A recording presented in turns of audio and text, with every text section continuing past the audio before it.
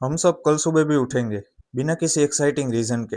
मुंह उठा के जॉब पे चले जाएंगे, दोस्तों से मिलेंगे, स्क्रॉलिंग करेंगे और टारगेट्स अचीव करेंगे। Same shit, different day. And the most dangerous part is, इतना इवेंटफुल डे होने के बाद भी nothing genuinely excites us anymore.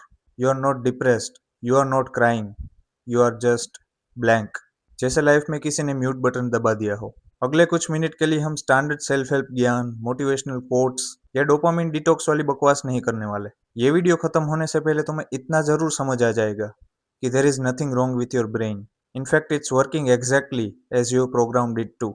सो बिना टाइम वेस्ट किए let's look straight in the dark. हम सब अजीब से कॉग्निटिव डिसोनेंस में जी रहे हैं। एक तरफ हम रोते हैं कि लाइफ में कुछ एक्साइटमेंट बची ही नहीं है, और दूसरी तरफ हमने लाइफ को इतना सिक्योर और प्रिडिक्टेबल बना लिया है कि अब उसमें कोई एक्साइटिंग एलिमेंट बचा ही नहीं है। Think about it. जब तुम फोन स्क्रॉल करते हो, जब तुम वही पुराने कंफर्ट शोज को बार बार देखते हो या वही सेम रूटीन हर रोज रिपीट करते हो, तब तुम बोर्डम से बच नहीं रहे, तुम अनप्रिडिक्टेबिलिटी से बच रहे हो।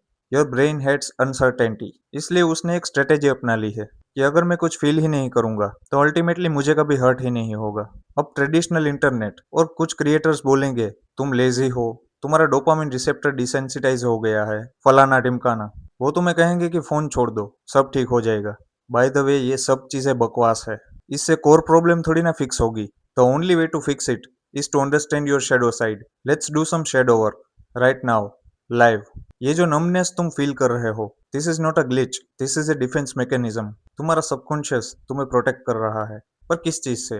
डिसअपॉइंटमेंट से। क्योंकि पास्ट में तुमने किसी चीज के लिए बहुत ज्यादा एक्साइटमेंट फील की होगी, कोई रिलेशनशिप, कोई प्रोजेक्ट या कोई गोल के लिए। और जब वो टूट गया या तुम्हारे लिए वर्क नहीं किया, तो तुमने जो पेन फील किया, तुम्हारे दिमाग ने उसे नोट कर लिया। उसने एक बहुत इंटेलिजेंट बट खतरनाक डिसीजन ले लिया कि नेक्स्ट टाइम से एक्साइटमेंट का वॉल्यूम ही जीरो कर दो। ना ही एक्साइटमेंट होगी, ना ही एक्सपेक्टेशंस होगी, और ना ही पहले जैसा दर्द। ना रहेगा बास, ना बजेगी बांसुरी। You are actively choosing numbness because numbness is safe. Flatline होने में कोई खतरा नहीं है। तुम हर रोज सुबह उठते हो और सोचते हो कि आज कुछ एक्साइटिंग क्यों नहीं हो रहा, जबकि तुम्हारा पूरा सिस्टम इस बात पर लगा हुआ है कि कुछ अनएक्सपेक्टेड ना हो जाए। You are trapped in an emotional sensory deprivation tank of your own making. तो अब इसे फिक्स कैसे करें? इस कॉन्ट्रैक्ट को तोड़ना कैसे है, बिना उन घिसे पिटे फिक्सिस के जो हर तीसरा क्रिएटर बताता है? तुम्हें अपना फोन फेंकने की जरूरत नहीं है। तुम्हें सुबह 4 बजे उठकर मेडिटेट करने की भी जरूरत नहीं है। तुम्हें सिर्फ एक चीज एक्सेप्ट करनी पड़ेगी, the tax of feeling alive.